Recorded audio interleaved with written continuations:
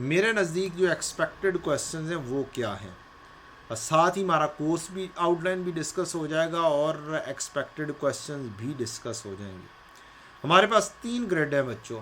एक है preparation of financial statements, दूसरा है accounting for non current asset, और तीसरा है ethics and other areas.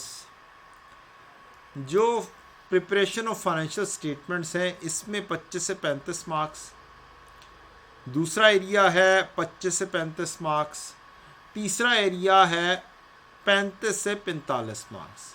Minimum 25-25 marks और मिनिमम 35 मार्क्स इसमें से पूछे जाने हैं, और बाय मैक्सिमम 35-35 और 45 मार्क्स तक मैक्सिमम जा सकता है।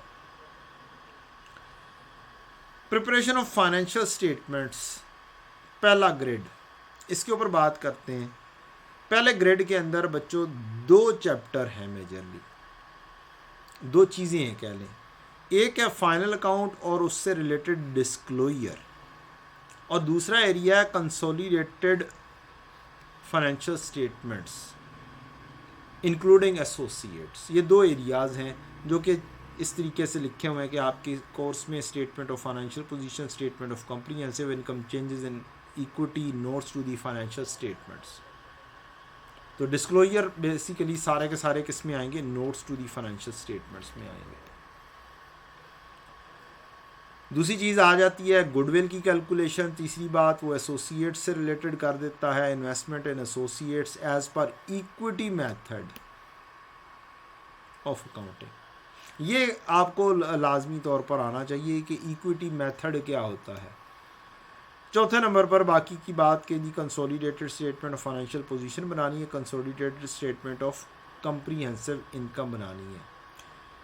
अब 25 मार्क्स उसने पूछने हैं, 2 एरियाज बनते हैं सिर्फ और सिर्फ, consolidated financial statements including associate, और दूसरा डिस्क्लोजर। अब 25 मार्क्स पूरे करने के लिए उसके लिए ज़रूरी हो गया कि वो दोनों टॉपिक्स टेस्ट करे ही करे। मींस इस ग्रेड के अंदर कोई ऐसी चीज़ पॉसिबल नहीं है कि जो चीज़ टेस्ट ही ना हो। तो 25 मार्क्स तक तो उसने जाना ही जाना है, जिसमें से 17-18 मार्क्स की consolidated statement of financial position आ जाती है, या कंप्रीहेंसिव इनकम आ जाती है, या दोनों कंबाइन भी हो सकते हैं, आ जाएं। तो ये चीज़ आपके लिए 17-18 मार्क्स यहाँ पर आ गए। तो बाकी 8-9 मार्क्स मिनिमम पोजीशन पर भी जाने के लिए क्या है, उसके लिए ज़रूरी है कि वो 8-9 मार्क्स टेस्ट करे। हाँ, वो 2 क्वेश्चन भी बना सकता है अगर बनाना चाहे तो, 15 और 15 मार्क्स या 15-17 मार्क्स। It is possible. तो ये हो गई हमारी बात पहली कि इस ग्रिड में से कोई चीज़ ऐसी नहीं है कि जिसे हम छोड़ सकें, चाहे वो डिस्क्लोजर हो, चाहे वो कंसोलिडेटेड फाइनेंशियल स्टेटमेंट्स हो। ये वाला कंसोलिडेटेड फाइनेंशियल स्टेटमेंट पेपर का पास करने में अहम किरदार अदा करता है। अहम के स्पेलिंग ही गलत हो गई, important for paper pass, very important. और कह सकते हैं अगर मैं कहूं कि सबसे आसान क्वेश्चन कंसोलिडेशन का, तो ये गलत नहीं होगा। ये सबसे आसान क्वेश्चन में से कंसिडर होता है। वो अलग बात है, मेजॉरिटी स्टूडेंट्स जो पढ़ते हैं, जो स्टेटमेंट फॉर्म से पढ़ते हैं, उनके लिए ये कदरे मुश्किल क्वेश्चन कंसिडर किया जाता है। और वो स्टूडेंट्स जो टी अकाउंट से पढ़ते हैं, जो टीचर्स टी अकाउंट से पढ़ाते हैं, उनके स्टूडेंट्स को कदरे आसानी होती है इस क्वेश्चन को करने में। रीज़न, हम डबल एंट्री के साथ चल रहे होते हैं। जब हम डबल एंट्री के साथ चलते हैं कोई चीज़ आउट ही नहीं होती है, एक डेबिट और एक क्रेडिट आपने लिखना ही लिखना है। तो कोई चीज़ जब आउट नहीं होगी तो फिर क्वेश्चन भी बड़ी स्मूथली चला जाएगा, और गलती के चांसेस भी क्या हो जाएंगे, मिनिमल हो जाएंगे। चलें, कैसे करना है वो इंशाल्लाह हम कल देखेंगे, कोशिश करेंगे रीसेंट अटेम्प्ट का क्वेश्चन ही सॉल्व कर लें, और तरीकाकार आपको सिखा दूं। जिनको नहीं आता तो उनको तरीकाकार भी आ जाएगा इंशाल्लाह, कल नहीं तो परसों करवा दूंगा। तो 2 दिन मैंने कंसोलिडेशन के लिए रखे हुए हैं। इंशाल्लाह। तो ये हो गया हमारा पहला ग्रिड। दूसरे ग्रिड की बात करते हैं बेटा। Accounting for non current asset आ जाता है। इसके अंदर 4 टॉपिक्स हैं। एक है IFRS 9। ये हिस्टोरिकली मस्ट क्वेश्चन है। जब से ये ऐड हुआ है तब से कोई एक अटेम्प्ट भी नहीं आई जब ये ना पूछा गया। तो उस लिहाज से ये क्या हुआ, एक मस्ट क्वेश्चन हो गया। पूछा 8 मार्क्स से ऊपर नहीं जा सकता। ये राइट वाला कॉलम जो है ये टेस्टिंग लेवल का है, जिसके अंदर मैक्सिमम कितने मार्क्स तक का पूछा जा सकता है। तो अगर सिर्फ और सिर्फ इक्विटी मेथड पूछना हो तो वो 8 मार्क्स तक का है, पूछा जा सकता है। बाकी सब कुछ 20 मार्क्स तक का पूछा जाएगा। अब 2 टॉपिक्स हैं, एक बेचारा IAS 41 है और एक IFRS 9। तो अगर इन दोनों का मुकाबला किया जाए तो डेफिनेटली यही जीतेगा। तो IAS 41 just with respect to MCQ ज़्यादातर टेस्ट होता है,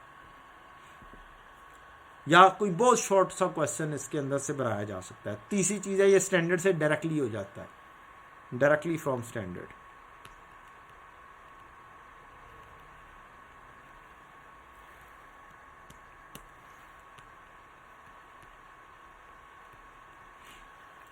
अच्छा जी, अब तीसरा क्वेश्चन आता है कि 25 से 35 मार्क्स पूरे करने हैं। 8 मार्क्स यहाँ से पूरे हो गए, बाकी कहाँ से करने? 25 मार्क्स के ऊपर मिनिमम जाना है उसने। तो अब उसके पास 2 ऑप्शंस हैं। एक है IFRS 16, इसमें से क्वेश्चन बना दे। दूसरा IAS 38, इसमें से क्वेश्चन बना दे। वो इन दोनों को शॉर्ट क्वेश्चन रख के भी दे सकता है। मीन्स इसमें से भी 8 1 मार्क्स का बना ले, इसमें से भी 10 1 मार्क्स का बना दे, तो और इसमें से भी 7 8 मार्क्स का बना ले, तो क्या हो जाएगा? 3 शॉर्ट क्वेश्चन के जरिए भी ग्रेड साइड पर हो जाएगा। ऐसा आराम से किया जा सकता है, पॉसिबल है, प्रोवाइडेड के वो फिर यहाँ से बिगर क्वेश्चन चूज करे। एक तो बिगर क्वेश्चन हमारा यहाँ पर पहुँच गया कि जो आता ही आता है। दूसरा बिगर क्वेश्चन जनरली तो होना तो यही चाहिए कि 25 से 35 मार्क्स तक का टेस्ट करना है, तो एक बिग क्वेश्चन फ्रॉम हेयर वो पूछे। तो अगर हिस्टोरिकली देखा जाए तो हिस्टोरिकली आपका IFRS 16 एक बिगर क्वेश्चन के तौर पर ही ज़्यादातर सामने आता है, या ये 38 आ जाता है या IFRS 16 आ जाता है। तो मेरे नज़दीक इस अटेम्प्ट के अंदर भी 15 1 मार्क्स का लीज में से क्वेश्चन बनाएगा या बना सकता है। 15 से 17 मार्क्स तक का एक बिगर क्वेश्चन। और IAS 38 चूँकि रिसेंटली टेस्ट हो गया है, ज़रा मुश्किल अब चीज़ टेस्ट हो गई है, तो दूसरी चीज़ फिर आ जाती है आपकी MCQs वाली साइड पर वो चला जाए। That is also possible. तो मैंने 2 पॉसिबिलिटीज़ आपके साथ डिस्कस कर दी हैं कि वो इस तरीके से भी जा सकता है और इस तरीके से भी जा सकता है। MCQs में IAS 41 MCQs के अंदर ही टेस्ट होता है, वो 4 5 मार्क्स तक का, 3 मार्क्स का वो टेस्ट हो सकता है, पॉसिबिलिटी है। उसके 25 मार्क्स पूरे हो जाएंगे, उसके 27 मार्क्स पूरे हो जाएंगे। तीसरा ग्रेड तीसरे ग्रेड में से एथिक्स है जो लीस्ट इम्पोर्टेंट है, जिसमें से 2 1 मार्क्स 3 1 मार्क्स हिस्ट्री में नज़र आते हैं, MCQs के अंदर नज़र आता है। तो मेरे नज़दीक अब भी MCQs के अंदर या किसी न किसी टॉपिक के साथ कह दे कि जी भाई किसने गलत काम किया है, किसके ऊपर थ्रेट है, कोई 1 2 मार्क्स 3 मार्क्स का क्वेश्चन इस तरीके से दे सकता है। अब टॉपिक हैं कौन कौन से और मार्क्स कितने हैं? 35 से 45 मार्क्स हैं। तो एथिक्स को निकाल दिया जाए तो बाकी हमारे पास टॉपिक्स जो बचते हैं वो बचते हैं IFRS 8, IAS 1037 प्लस IFRIC का एक चैप्टर IFRS 15 का, एक चैप्टर IAS 12 का, एक चैप्टर IAS 21 का। अब ये वाले क्वेश्चन है, तो इसमें से हिस्टोरिकली मस्ट जो क्वेश्चन है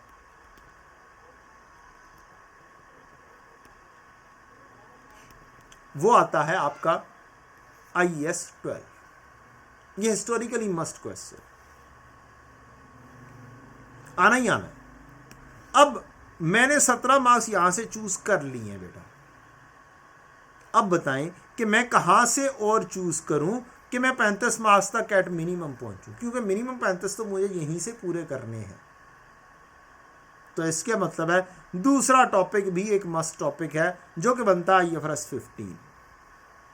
IFRS 15 के अंदर से वो ये भी काम कर सकता है कि एक बिगर क्वेश्चन बना कर दे दे और IAS 12 में से भी दे दे। उसके पास तो 45 मार्क्स तक का जाने के लिए मार्जिन मौजूद है।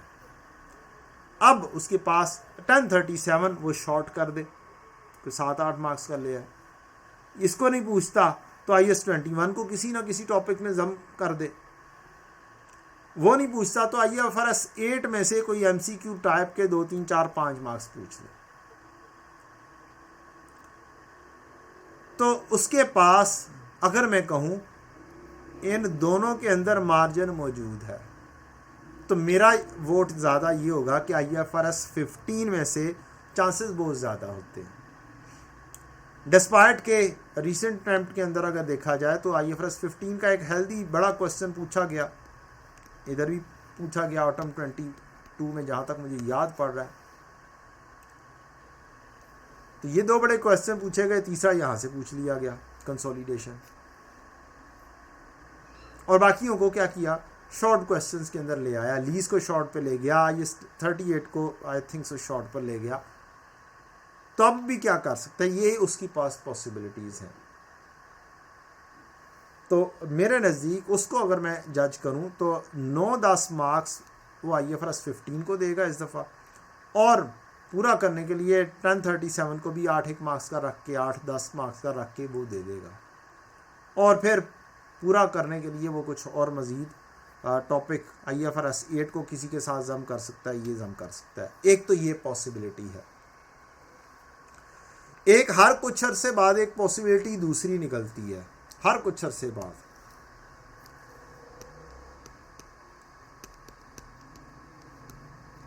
वो क्या करता है, वो IAS 12 का क्वेश्चन को मर्ज कर देता है फाइनल अकाउंट के क्वेश्चन के साथ। जैसे कुछ अरसे पहले एक बड़ा मशहूर क्वेश्चन है मिंट लेमोनेड।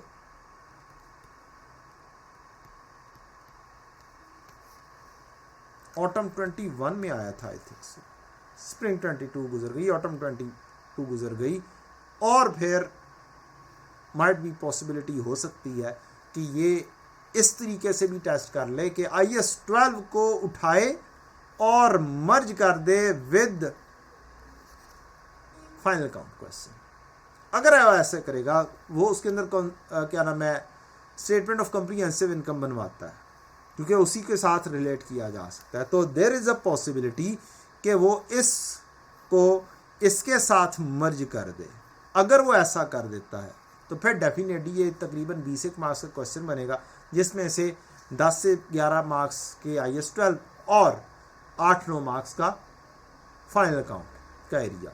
स्टिल फिर उसके पास एक मजबूरी हो जाएगी कि वो बड़ा क्वेश्चन एक ये बना ले, एक कंसोलिडेशन बना ले, और तीसरा क्वेश्चन उसने कहीं से भी बनाना है वो लीजेस का ही बन रहा है। ज़्यादातर चांसेस मुझे जो लग रहे हैं वो लीज के ऊपर लग रहे हैं कि वो IFRS 15 को शॉर्ट पर ले जाएगा। और एक और मज़े की बात है, रीसेंट टाइम में उसने CMA में एक तजर्बे किए हुए हैं। CMA में उसने क्या किया है, एक ही टॉपिक के 2 शॉर्ट क्वेश्चन दे दिए, 2 शॉर्ट क्वेश्चन ऑफ 1 टॉपिक, ताकि क्या हो, और टॉपिक भी हो जाएगा, वो अब 15 मार्क्स तक भी पहुंच जाएगा, और वो वाला टॉपिक उसकी स्ट्रेंथ भी वही हो जाएगी। मसलन फॉर एग्जांपल शॉर्ट क्वेश्चन बनाना है लीज का। अगर मैं कहता हूं कि यार मुझे 15 मार्क्स का टेस्ट भी करना है, फाइनल IFRS 15 भी 15 मार्क्स का टेस्ट करना है, तो IFRS 15 के 2 क्वेश्चन बना दूं भाई मैं। कोई मुश्किल है? एक को किसी और अंदाज से पेश कर दूं, एक एग्जाम्पल को किसी और अंदाज से ले जाऊं, दूसरी एग्जाम्पल को किसी और अंदाज से ले जाऊं, तो ये भी उसके पास पॉसिबिलिटी है कि वो ज़्यादा मार्क्स टेस्ट करना चाहे एक टॉपिक के, तो वो 2 शॉर्ट क्वेश्चन भी बना सकता है। तो पता क्या चला, पता ये चला कि आपके पास जो टॉपिक लीस्ट इम्पोर्टेंट हैं, जो कम इम्पोर्टेंस रखते हैं, वो एक आपका IAS 41 है, दूसरा किसी हद तक IFRS 8 है, और फिर पीछे कोई चांस नहीं है आपके पास कि आप रिवीजन में कोई अपनी कमी रखें। तीसरा टॉपिक भी है, एक एथिक्स भी है। 3 टॉपिक्स जो लीस्ट इंपॉर्टेंट कह सकते हैं। इनमें से 2 टॉपिक्स ऐसे हैं जो डायरेक्टली स्टैंडर्ड से हो सकते हैं। IFRS 8 पूरे का पूरा स्टैंडर्ड से हो सकता है, बी पार्ट से पूरे का पूरा होता है, देख के होता है, और IAS 41 भी देख के होता है। तो ये दोनों टॉपिक तो देख के हो जाने वाले हैं। हो तो खैर 1037 भी देख के होता है, होने को तो IAS 38 भी बहुत सारा अगर थ्योरेटिकली आ जाए तो देख के होता है। तो होने का तो बहुत कुछ हो सकता है डायरेक्टली स्टैंडर्ड से। वो इंशाल्लाह तरीकाकार आपको सिखा दूंगा कि किस तरीके से हमें डायरेक्टली स्टैंडर्ड से हेल्प लेनी है, और किस तरीके से मैं अपने स्टूडेंट्स को डायरेक्टली स्टैंडर्ड से करवा देता हूँ कि जनाब ये इस तरीके से है कि आप यहाँ से नकल लगा सकते हैं पेपर के अंदर, क्योंकि अल्लाह ताला के सारे के बाद तो एक सारा है ना हमारे पास, वो है स्टैंडर्ड का सारा। और उन स्टैंडर्ड के सारे के ज़रिए हम क्या करते हैं, अपने आधे से ज़्यादा चीज़ें वहाँ से डील कर जाते हैं। तो इस चीज़ को आपने क्या करना है, मद्देनज़र रखना है। तो मतलब ये हुआ कि अगर मैं कहूँ कि बड़े क्वेश्चंस में या पेपर के लिए जो मस्ट क्वेश्चन है, 100% मस्ट, वो आपका एक कंसोलिडेशन आ जाता है, एक IAS 12 आ जाता है। तो कोई 17 एक मार्क्स इसमें से लगा लें, 17 एक मार्क्स इसमें से लगा लें, जो 100% मस्ट है। और एक मेरे नज़दीक जनाब एक है IFRS 9, इसके 8 मार्क्स। तो ये कितने मार्क्स हुए, रफली 40 मार्क्स या 42 मार्क्स तो मस्ट क्वेश्चन है, जो कि इधर से उधर होने ही नहीं है, जिनके अंदर ऑप्शन वाली चांस ही कोई नहीं है। इसके साथ अगर मैं अलाइन कर दूं कि जनाब एक और टॉपिक के बगैर गुजारा ही नहीं है, तो वो होगा आपका IFRS 15, जिसमें इस इधर से उधर होने के चांसेस नहीं है। तो ये भी 8 से लेके 10 मार्क्स यहाँ पर जाते हैं एट मिनिमम। ये तो हिस्टोरिकली मस्ट हुए ना 34 और 8 42, और ये रफली 50 मार्क्स का पेपर इनमें है जो 100% मस्ट है। और उसके बाद आ जाते हैं जिसमें ऑप्शंस वाली बात आ जाती है, IFRS 16 और IAS 38। इसमें ऑप्शन वाली बात आ जाती है कि इन दोनों में से पूरा करना है, और ये भी 15-17 मार्क्स का उसने पूरा करना ही करना है। इन दोनों को इकट्ठा करके पूरा करे या इन दोनों को अलग-अलग करके पूरा करे। तो ये टॉपिक्स हो गए। तो यहाँ से आपका तकरीबन 70% पेपर यहाँ पर रहता है, जो मस्ट क्वेश्चन में से है। अब आगे चल के आपकी ऑप्शन है। अब मैंने यहाँ पर भी बता दिया कि ये भी मस्ट है। सर जी मस्ट में तो आपने लिखा ही नहीं है, तो फाइनल काउंट भी मस्ट में है। किस तरह से पूछता है कुछ नहीं पता, कंबाइंड करके पूछ ले IAS 12 के साथ। IFRS 8 के साथ भी एक क्वेश्चन मौजूद है जिसमें कंबाइन किया गया है। एक क्वेश्चन हमारे पास हिस्ट्री के अंदर अगर हम देखें तो IFRS 8 के साथ भी कंबाइन करके पूछा गया हुआ है, इसके साथ कंबाइन कर 8 मार्क्स यहाँ पर से रखे, 12 मार्क्स फाइनल काउंट में से रखे, पूरा क्वेश्चन बना के दे दिया, बड़ा क्वेश्चन बन गया। लेकिन इस ग्रेड में से तो उसने 12 मार्क्स के ऊपर ही रखा ना, तो फाइनल काउंट के भी 10 मार्क्स मस्ट में से आ गए। तो ये तो सारे टॉपिक्स हैं ही मस्ट। 1037 की एक ऑप्शन आ जाती है, और तो पीछे को रहा ही कुछ नहीं किया। तो आपका तो पूरे के पूरे ग्रेड्स ही एक हिसाब से क्या हो रही है, मस्ट वाली चीज़ जा रही है। आप छोड़ कुछ नहीं सकते हैं। अगर किसी के ऊपर कोई बेट लगाना चाहता है ना, तो बेट डायरेक्टली सिर्फ IAS 41 और IFRS 8 के ऊपर लगाए। कि इसके ऊपर मैं बेट लगा देता हूँ कि यार आ गया तो ठीक है, स्टैंडर्ड से देख के कर देंगे, नहीं तो छोड़ देंगे। अदरवाइज 100% आपके मैंने एनालिसिस कर दिया आपके सामने कि ये टॉपिक्स हैं और ये मस्ट टॉपिक्स हैं और आने ही आने हैं। पॉसिबल ही नहीं है कि जी आपको छोड़ दे वो।